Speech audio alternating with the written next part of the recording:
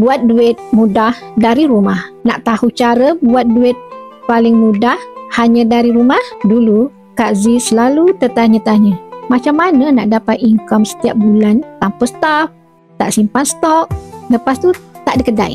Sampailah Kak Z jumpa satu circle yang sangat power. Sebelum tu, follow dan save video ni supaya boleh tengok ulang-ulang. Dan share juga pada ramai orang supaya ramai yang dapat manfaatnya. Dalam circle ni, Kak Z belajar. 1. Closing tanpa paksaan. Pelanggan sendiri cari kita.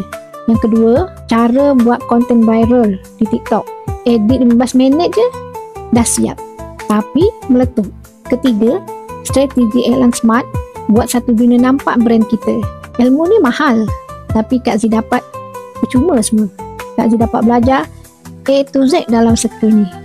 Kalau awak pun nak ubah hidup, nak belajar cara buat duit dari rumah, awak patut join. Macam mana nak join? Klik link di bio Kak Z, tekan link join Mazia Muhammad.